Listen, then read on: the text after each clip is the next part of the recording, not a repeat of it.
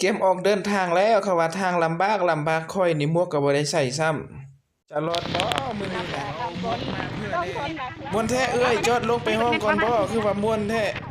พูดไปเลย จะให้ผู้แนวได้เอ้ยทางความตึบเบิ่งแม่โอ้ตึบก็จะไปเนาะไปนำกันไปตามหาความสำเร็จไปนำกันพูดยังหน่อยนึงก็สิฮอดลำบากก็สิไปนำกันเนาะบ่เป็นหยังไป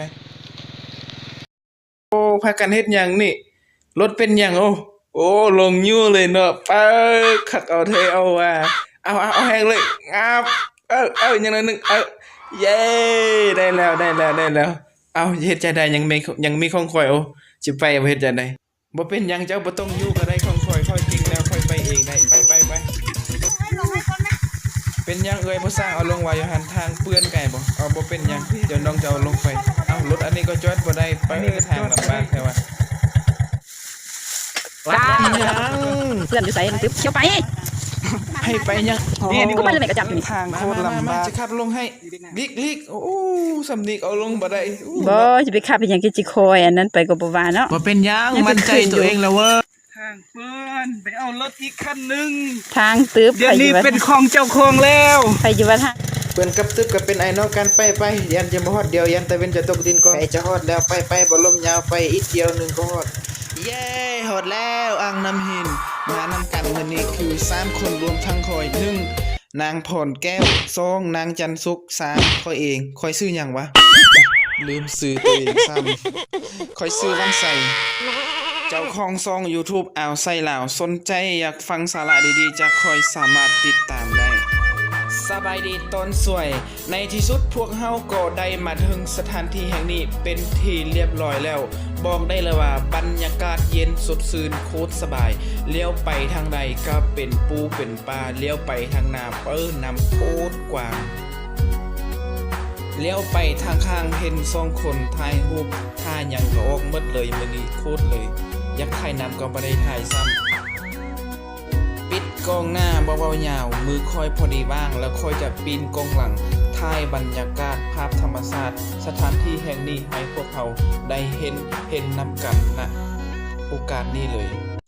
และนี่ก็เป็นภาพกล้องหลังที่ค่อยได้ถ่ายให้พวกเขาได้เห็นนำกันเลยเนาะมันจะเป็นน้องน้ำที่ว่ากว้างใหญ่ไพศาลและบอกได้เลยว่าเป็นน้องน้ำที่ว่าใหญ่ที่สุดในแขวงอุดมไซเลยก็ว่าได้บรรยากาศท้องฟ้าแจ้งสว่างแจ่มใสเลี้ยวไปสุดสายตา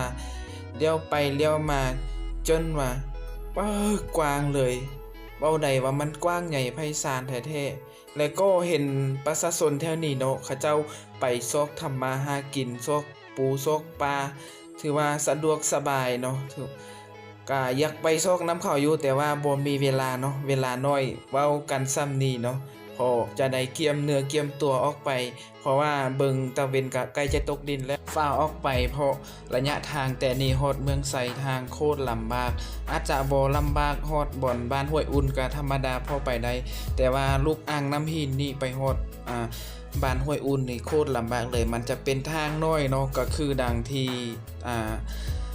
อันทางที่พวกเฮากำลังเดินทางเข้าไปทางโคตรลำบากเลยฟ้าออกไปโอกาสหน้าคอยมาใหม่มื้อนี้อยากถ่ายให้มันได้ใจแต่ว่าบ่ได้เอามากล้องถ้าโอกาสหน้าได้มาแล้วก็จะเอามากล้องพิเศษถ่ายให้พวกเราได้เบิ่งเนาะให้มันคมชัดกว่านี้เพราะว่าอันนี้เอาโทรศัพท์ถ่ายเอาเกียมจะออกไปแต่ก่อนจะออกไปนี่มาเบิ่งภาพนิ่งที่พวกเราได้ถ่ายเป็นการที่สร้างความสนุกสนานเบิกบานหมุนซื่นเฮฮาปาร์ตี้ความสุขที่พวกเราได้สร้างขึ้นเองกับสถานที่แห่งนี้ที่เป็นธรรมชาติคืออ่างน้ำหินเมืองไซแขวงอุดมไซบายบายแล้วพบกันใหม่ในวิดีโอต่อไปพี่ตะกี้อากาศมากอีมากกับชายเบื้อนน่ะเด็บปารยรึปารยมองนี่ชายเบื้อนน่ะเวทเมืองไส้คันบ่เวทเฮาจะเมื่อป้าใดทางก็ลำบากแน่ตึบเอาเทเอาว่าทางก็น้อยนึง